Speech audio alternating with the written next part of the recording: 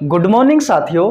Biology की इस संकट मोचक सीरीज के 5वें एपिसोड में तहे दिल से आपका स्वागत है। गाइज, बायोलॉजी की इस संकट मोचक सीरीज के साथ जुड़कर आप अपनी तैयारी को बेहतर बना सकते हैं।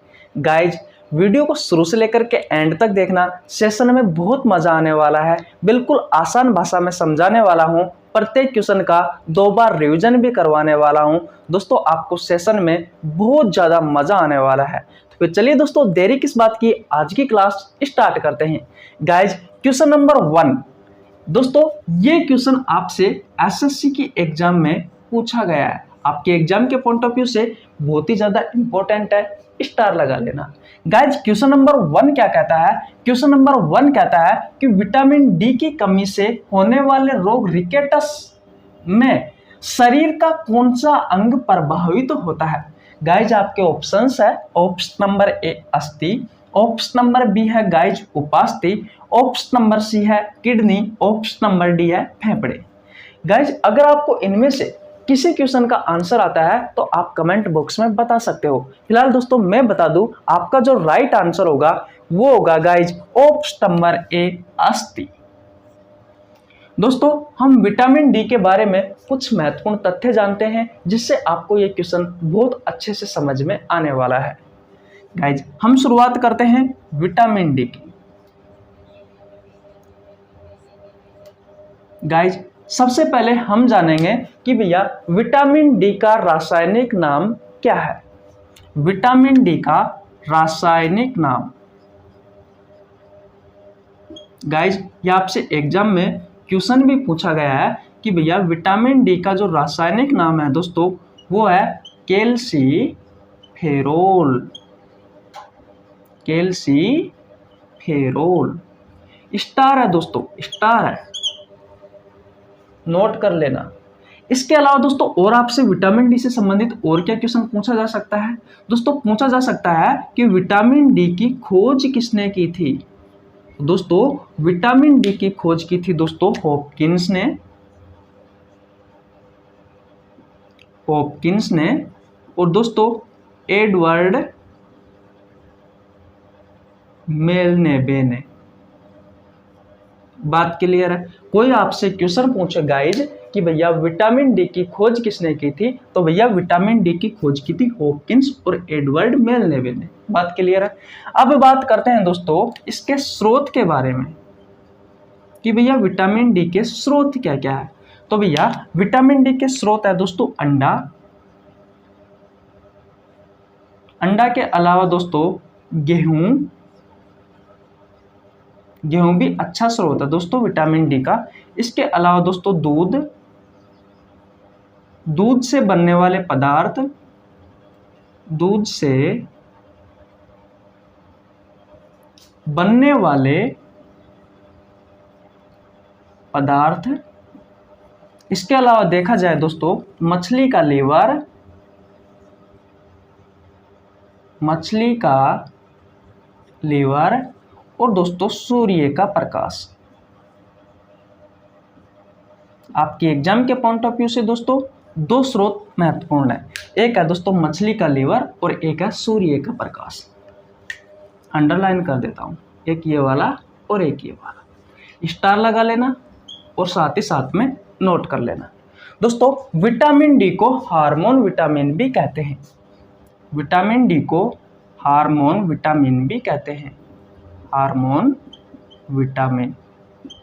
दोस्तों, बात ये आती है कि भैया विटामिन डी को हार्मोन विटामिन क्यों कहते हैं? दोस्तों, विटामिन डी को हार्मोन विटामिन इसलिए कहते हैं क्योंकि जिस तरीके से हमारे शरीर में हार्मोन का निर्माण होता है ठीक उसी प्रकार विटामिन डी का निर्माण होता है। इस कारण दोस्तों विटामिन डी को हार्मोन विटामिन भी कहते हैं। बात क्लियर है? अब बात करते हैं दोस्तों कि विटामिन डी की कमी से कौन कौन से रोग होते हैं। गाइस, यहां पे लिख लेता हूं, विटामिन डी की कमी से रोग।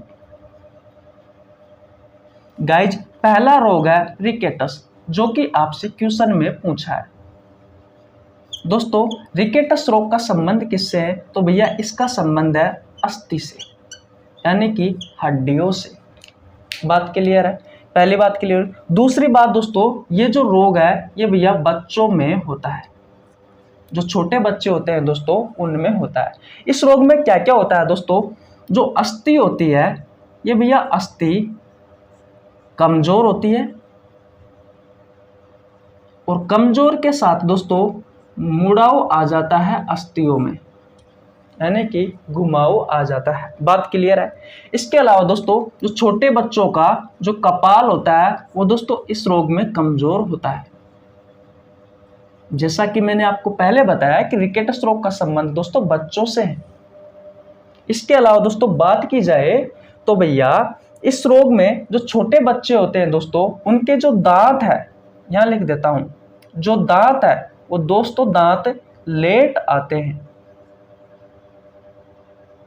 दांत लेट आते हैं। तो दोस्तों ये हो गया आपका रिकेटस। रिकेटस के अलावा दोस्तों और बात करते हैं दोस्तों दूसरा रोग की, जो कि विटामिन डी की कमी से होता है। दूसरा रोग है दोस्तों ओस्टियोमलेशिया। ओस्टियोमलेशिया दोस्तों, ओस्टियोमलेशिया रोग का संबंध भी किससे है दोस्तों, अस्थि से है, हड्डियों से। दोस्तों रिकेटस जो बीमारी थी ये भैया बच्चों में हुई थी, जबकि दोस्तों ओस्टियोमलेशिया जो बीमारी है दोस्तों ये भैया वयस्क में होती है। और इसमें क्या होता है दोस्तों, इसमें भी दोस्तों आपकी जो अस्थि होती है वो अस्थि दोस्तों कमजोर हो जाती है, अस्थियां कमजोर हो जाती है। आपकी दोस्तों गर्दन पतली होती है, पसलियां दिखाई देने लग जाती है। बात क्लियर है। तो भैया ये ओस्टियोमलेशिया के लक्षण है। इसके अलावा दोस्तों जो तीसरी बीमारी है जो दोस्तों विटामिन डी की कमी से होती है दोस्तों, वो बीमारी है भैया ओस्टियोपोरोसिस। ओस्टियोपोरोसिस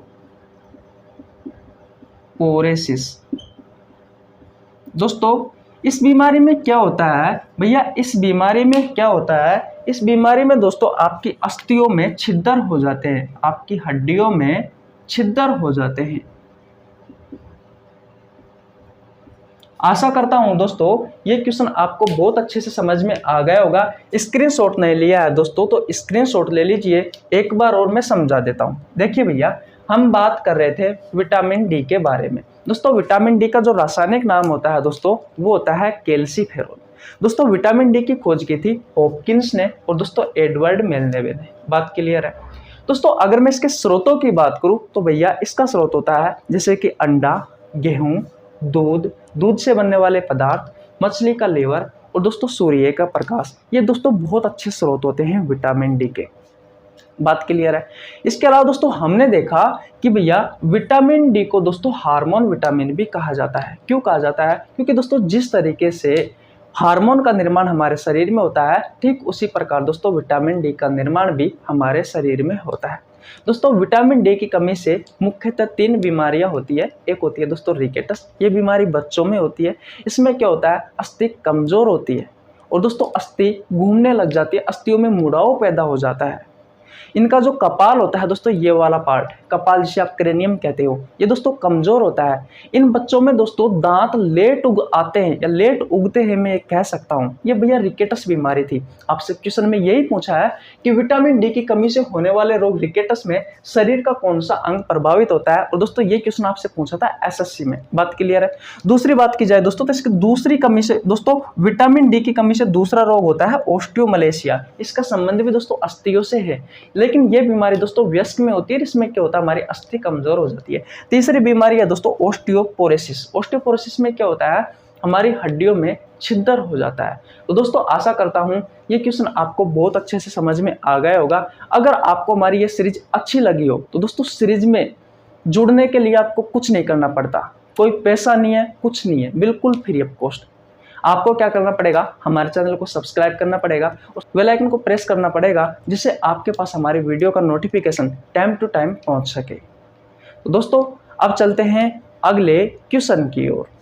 दोस्तों अब बात करते हैं क्वेश्चन नंबर 2 की। दोस्तों क्वेश्चन नंबर 2 आपके एग्जाम के पॉइंट ऑफ व्यू से बहुत ही ज्यादा इंपॉर्टेंट है। ये क्वेश्चन दोस्तों आपसे राजस्थान पुलिस और दोस्तों एसएससी में पूछा गया था। बात क्लियर है। स्टार लगा लेना और साथ ही साथ में नोट कर लेना। देखिए भैया क्वेश्चन नंबर 2 क्या कहता है कि पित्रस का निर्माण होता है। दोस्तों आपके ऑप्शंस है, ऑप्शन नंबर ए पित्ताशय, ऑप्शन नंबर बी है लीवर, ऑप्शन नंबर सी है छोटी आंत, ऑप्शन नंबर डी है दोस्तों बड़ी आंत। देखिए भैया आपका जो राइट आंसर होगा वो होगा दोस्तों ऑप्शन नंबर बी लीवर। दोस्तों जो पित्रस है, इस पित्रस का निर्माण दोस्तों कहाँ होता है? लीवर में होता है। लेकिन दोस्तों ये इकट्ठा कहाँ होता है? इकट्ठा, तो दोस्तों ये इकट्ठा होता है पित्ताशय में। अधिकांश स्टूडेंट क्या करते हैं दोस्तों? पित्रस का निर्माण पित्ताशय कर देते हैं, लेकिन दोस्तों ऐसा नहीं है भैया। पित्रस का निर्माण होता है लीवर में और इकट्ठा होता है दोस्तों पित्ताशय में। बात क्लियर है दोस्तों? छोटी आंत में जाकर के ये कार्य करता है, छोटी आंत में जाकर के दोस्तों ये कार्य करता है। मैंने क्या कहा दोस्तों? मैंने ये कहा भैया कि पित्रस का निर्माण दोस्तों कहाँ पे होता है? तो भैया पित्रस का निर्माण लीवर में होता है और दोस्तों ये इकट्ठा कहाँ पे होता है? इकट्ठा पित्ताशय में होता है और दोस्तों छोटी आंत में आकर के कार्य करता है। अब बात करते हैं दोस्तों, तो भैया मैं आपको बता दूं 700 से 800 ml, 700 से 800 ml प्रति डे यानी कि प्रतिदिन दोस्तों पित्रस का निर्माण होता है। प्रतिदिन पित्रस का निर्माण होता है। बात क्लियर है दोस्तों? अगर आपसे इसका रंग पूछा जाए तो भैया इसका रंग होता है हरा। किस वर्णक के कारण होता है? वर्णक पूछा जाए दोस्तों तो भैया विलिवर्डिन एक वर्णक है। इस वर्णक के कारण दोस्तों इसका रंग कैसा होता है? तो भैया इसका रंग दोस्तों हरा होता है। मैंने आपको क्या बताया? मैंने आपको बताया दोस्तों कि इसका रंग हरा होता है दोस्तों किस वर्णक के कारण होता है? विलिवर्डिन वर्णक के कारण होता है। बात क्लियर है? अगर कोई आपसे क्वेश्चन पूछे कि भैया पित्रस का पीएच मान कितना होता है, पित्रस का पीएच मान कितना होता है? तो दोस्तों पित्रस का पीएच मान होता है 7.5 से लेकर के 8.5। तो दोस्तों इसकी प्रकृति कैसी हुई? दोस्तों इसकी प्रकृति हो जाएगी भैया क्षारीय। आशा करता हूं दोस्तों ये सारी बातें आपको बहुत अच्छे से समझ में आ गई होगी। आपके एग्जाम के पॉइंट ऑफ व्यू से बहुत ही ज़्यादा इंपॉर्टेंट है ये सभी बातें। स्क्रीनशॉट नहीं लिया है तो स्क्रीनशॉट ले लीजिए। और दोस्तों अब चलते हैं अगले क्वेश्चन की ओर। अगले क्वेश्चन पर जाने से पहले मैं आपको बता दूं, अगर आपको हमारी वीडियो अच्छी लग रही हो तो वीडियो को लाइक कर देना, आपके छोटे भाई के लिए एक प्यारा सा कमेंट कर देना। फिर कहूँगा दोस्तों इस सीरीज में भाग ले लीजिए, चैनल को सब्सक्राइब कर लीजिए, ये आपकी एग्जाम का उद्धार कर देगी। चलिए फिर अब चलते हैं आगे क्वेश्चन की ओर। दोस्तों अब बात करते हैं क्वेश्चन नंबर 3 की। तो देखिए भैया ये क्वेश्चन आपसे रेलवे में पूछा गया था। किसमें पूछा गया था दोस्तों? रेलवे में पूछा गया था। स्टार लगा लेना। क्वेश्चन 3 क्या कहता है कि सामान्यतः पुरुष में हीमोग्लोबिन की मात्रा कितनी होती है? दोस्तों आपके ऑप्शंस है, ऑप्शन नंबर ए 12 से 16 ग्राम प्रति 100 ml of blood, option number B है 12 से 14 ग्राम प्रति 100 ml of blood, option number C है दोस्तों 20 ग्राम प्रति 100 ml ऑफ ब्लड, और ऑप्शन नंबर डी है दोस्तों कोई नहीं। भैया आपका जो राइट आंसर होगा वो होगा दोस्तों ऑप्शन नंबर ए। ऑप्शन नंबर ए 12 से 16 ग्राम प्रति 100 ml ऑफ ब्लड दोस्तों हीमोग्लोबिन की मात्रा होती है पुरुष में। किसमें दोस्तों? पुरुष में। ये क्वेश्चन आपसे किसमें पूछा था दोस्तों? रेलवे में। अगर आपसे महिला के बारे में पूछा जाए कि भैया महिला में हीमोग्लोबिन की मात्रा कितनी होती है, तो दोस्तों महिला में हीमोग्लोबिन की मात्रा होती है 12 से 14 ग्राम प्रति 100 ml ऑफ ब्लड। बात आती है दोस्तों कि हीमोग्लोबिन क्या है। तो दोस्तों मैंने आपको बताया कि हीमोग्लोबिन एक प्रकार की जटिल प्रोटीन है, एक प्रकार की जटिल प्रोटीन है, हम वर्णक भी कह सकते हैं। क्योंकि दोस्तों हीमोग्लोबिन में लगभग 95% दोस्तों ग्लोबिन प्रोटीन पाई जाती है, ग्लोबिन प्रोटीन पाई जाती है, और दोस्तों 5% में हिम वर्णक पाया जाता है। इस हीमोग्लोबिन का रंग दोस्तों क्या होता है? इस हीमोग्लोबिन का स्वयं का रंग दोस्तों कैसा होता है? बैंगनी होता है। कैसा होता है दोस्तों? बैंगनी होता है। अगर आपसे क्वेश्चन पूछा जाए दोस्तों कि हमारे ब्लड का लाल रंग किसके कारण होता है, तो भैया हीमोग्लोबिन के कारण होता है। हमारे ब्लड का लाल रंग किसके कारण होता है, भैया हीमोग्लोबिन के कारण होता है। बात आपको समझ में आई। इसके अलावा दोस्तों और बात करो कि हीमोग्लोबिन का कार्य क्या है, तो दोस्तों हीमोग्लोबिन का कार्य है हमारे शरीर में ताज़ा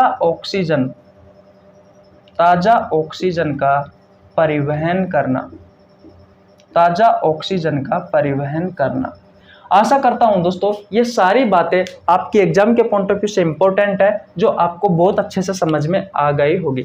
स्क्रीनशॉट नहीं लिया है तो स्क्रीनशॉट ले लीजिए। और अब चलते हैं दोस्तों अगले क्वेश्चन की ओर। दोस्तों अब बात करते हैं क्वेश्चन नंबर 4 की। देखिए भैया क्वेश्चन नंबर 4 आपके एग्जाम के पॉइंट ऑफ व्यू से बहुत इंपॉर्टेंट है और ये क्वेश्चन दोस्तों आपसे एसएससी में पूछा गया है। देखिए भैया क्वेश्चन नंबर 4 क्या कहता है। क्वेश्चन नंबर 4 कहता है कि मानव के शरीर की सबसे लंबी कोशिका है। दोस्तों आपके ऑप्शंस है, ऑप्शन नंबर ए अंडाणु, ऑप्शन नंबर बी है शुक्राणु, ऑप्शन नंबर सी है दोस्तों तंत्रिका कोशिका और ऑप्शन नंबर डी है शुतुरमुर्ग का अंडा। तो भैया आपका जो राइट आंसर होगा वो होगा दोस्तों ऑप्शन नंबर सी तंत्रिका कोशिका। क्या होगा दोस्तों, तंत्रिका कोशिका। दोस्तों तंत्रिका कोशिका मानव शरीर की सबसे लंबी कोशिका है, सबसे लंबी कोशिका है। बात क्लियर है। अगर दोस्तों आपसे क्वेश्चन पूछा जाए कि भैया मानव शरीर की सबसे बड़ी कोशिका कौन सी है, मानव शरीर की सबसे बड़ी कोशिका, तो दोस्तों अंडाणु है। कौन सी है, अंडाणु है।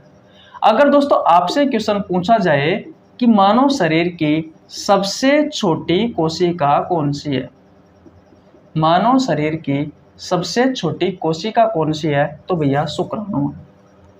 दोस्तों ये तीनों चीज दोस्तों मानव शरीर से संबंधित है। ये तीनों क्वेश्चन दोस्तों मानव शरीर से संबंधित है। देखिए मैं रिवीजन करवा देता हूं। मैंने आपसे क्वेश्चन पूछा है कि मानव शरीर की सबसे लंबी कोशिका कौन सी है दोस्तों, तो तंत्रिका कोशिका है। अगला क्वेश्चन है दोस्तों मानव शरीर की सबसे बड़ी कोशिका कौन सी है, तो भैया अंडाणु है। उसके अगला क्वेश्चन है दोस्तों मानव शरीर की सबसे छोटी कोशिका कौन सी है, तो शुक्राणु है। अब बात करते हैं दोस्तों कि संसार की सबसे बड़ी कोशिका, संसार की सबसे बड़ी कोशिका। तो दोस्तों शुतुरमुर्ग का जो अंडा होता है वो भैया संसार की सबसे बड़ी कोशिका है। इसके अलावा दोस्तों आपसे क्वेश्चन पूछा जाए कि संसार की सबसे छोटी कोशिका, संसार की सबसे छोटी कोशिका कौन सी है, तो भैया आपको ध्यान रखना है माइकोप्लाज्मा। माइकोप्लाज्मा दोस्तों संसार की सबसे छोटी कोशिका है। स्क्रीनशॉट नहीं लिया है दोस्तों तो स्क्रीनशॉट ले लीजिए। और अब चलते हैं दोस्तों अगले क्वेश्चन की ओर। दोस्तों आज का हमारा अंतिम क्वेश्चन है क्वेश्चन नंबर 5। भैया ये क्वेश्चन आपकी एग्जाम के पॉइंट ऑफ व्यू से बहुत ही ज्यादा इंपॉर्टेंट है। ये कन्फर्म पता नहीं है कौन से एग्जाम में पूछा गया है, लेकिन दोस्तों ये आपसे क्वेश्चन पूछा गया है।